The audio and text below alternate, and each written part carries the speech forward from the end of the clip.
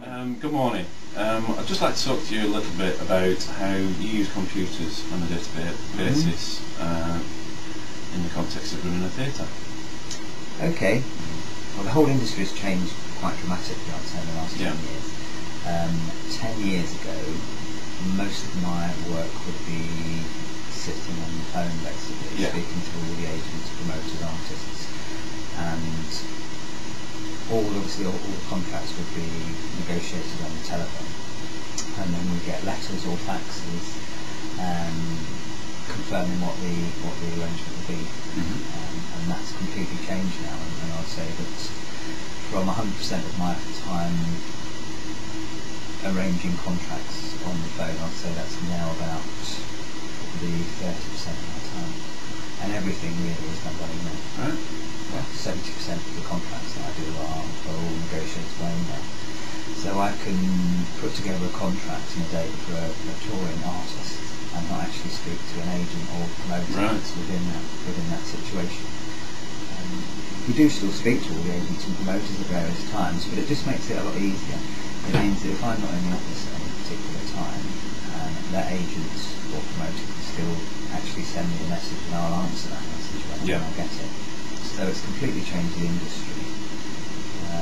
One of the other areas I think that's really changed it is 10 years ago, if someone was offering me an artist, invariably I would speak to other venues about that particular show. And if it was something I was particularly interested in but didn't actually know the show, I would go out to see the show. But so there's a lot of time put into going out to see events in the evening as well. Now, if I'm not familiar with the show that we're being sold, it's just very simple to go onto YouTube, or most artists or shows have websites where you can go on to look at the show reel. So it's cut down on actually going out to watch performances. I must still do go and see a lot of performances because I enjoy it, and it's also a completely different medium actually seeing something live as it is to see on the screen. But it's made the whole industry a lot more accessible to a lot more people. Okay, great. Thank you very much. Okay. So Archaeos is an application where you can play computer media files, usually AVI, and apply different effects to them. You take a piece of one of the preloaded clips, and that's the film that I've just loaded on. It's without any effects applied.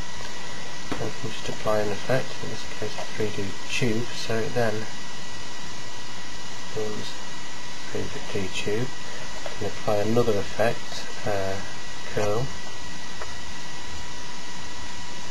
so that fades in, or shutters out.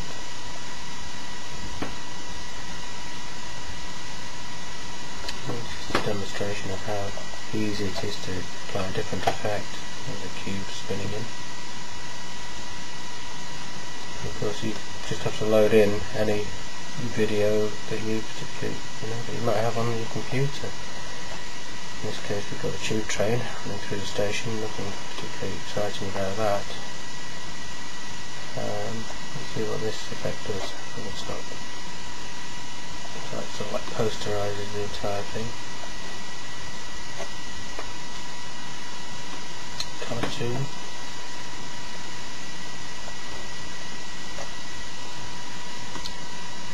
That's quite an interesting initial effect. Film effects are always the better ones. The spinning cube. And if I double click on the icon, I can actually change the parameters.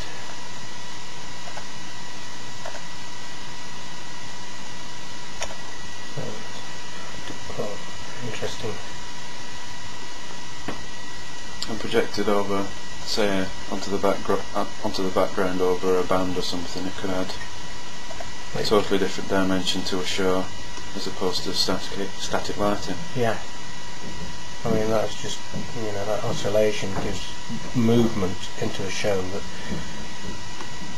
was previously quite a static piece of music, for instance. It gives a lot of movement there.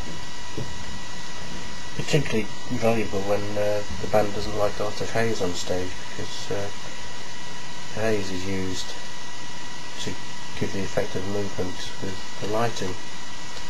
But if there's no haze there, we can't actually give much movement in the beams of lighting, so this is another way of creating movement on the stage. Great, thank you very much.